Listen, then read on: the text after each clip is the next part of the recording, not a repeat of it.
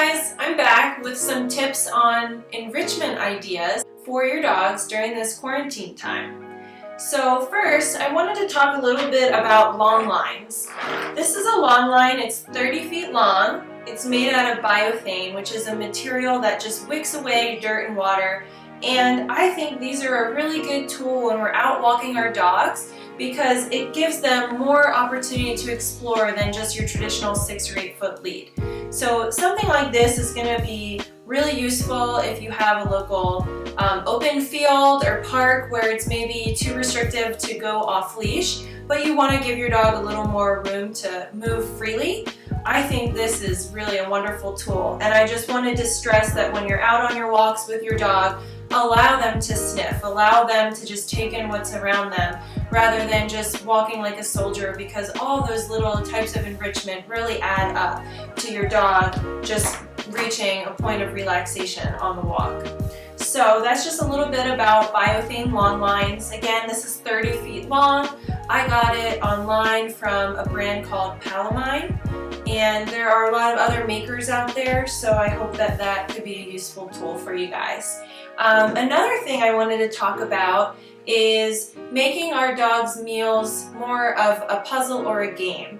So most people gravitate to just feeding their dog out of a bowl, and while that is just fine, we can kind of step up our game and make it a little more enriching for the dog so they have to work for their food while we can just be sitting on the couch or maybe cooking our own dinner.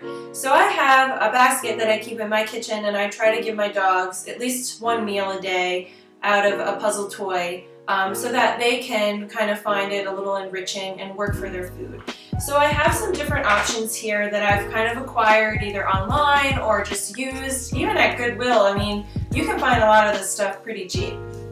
This is a lick mat where you can kind of spread something like peanut butter on it and maybe sprinkle your kibble on top, so the dog again needs to engage to get that food.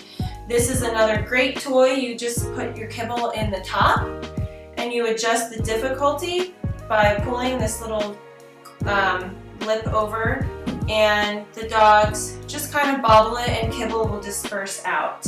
And here's just some other slow feeders. These are great if you have a dog that eats too quickly, or if you have a dog that's just ready for a little more interaction and you need to just chill out for a couple minutes. So something like this, we can change and play around with the difficulty. Remember, if you have a dog that's never seen something like this before and you throw a toy their way and they don't seem interested, break it down, make it a little easier. So when I gave this puzzle toy to my dogs at first, it was too hard for them to figure out how to lift the cup out. So I improvised. I put it upside down. They just had to knock it over. So don't be determined to have a dog that is gonna just plow right through and jump in any of these toys. Break it down and make it easier for them. This is called a snuffle mat, where you kind of spread the kibble and you just put it on the ground. They're machine washable and the dog can sniff for their kibble. A great alternate for this would be a shag rug. If you have one laying around that you don't really care for, just use a little rug or carpet to spread your kibble and make the dog sniff and engage and use their senses to get that food. A little bit goes a long way. Some other DIY ideas, egg cartons are awesome ideas. Just spread your kibble in there, and sometimes you just can leave it open. If your dog's ready for a more difficult level, you can close it and have the dog work and figure out how to open that and get to the food. Another option with something that you might have laying around your house will be a muffin tin. Just put your kibble in there, and if you want to step up the game a little bit, put some tennis balls on top, so the dog needs to nudge the tennis ball away to get to the kibble.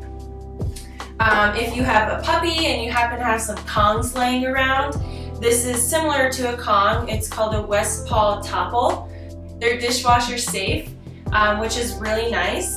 And I just put anything in there with stuff that I have in my pantry. I kind of make it a game. So it could be tuna, canned pumpkin, yogurt, peanut butter, or I can soak their kibble. And I just add it into here and keep it in the fridge or freezer. A little tip about that, if your dog seems like it's too difficult for them to work at it at a frozen state, keep it in the fridge and make it a little easier for them. Just remember that we want to work our way up in steps and not always jump to the end of the line and expect our dogs to engage with something new at a pretty difficult level.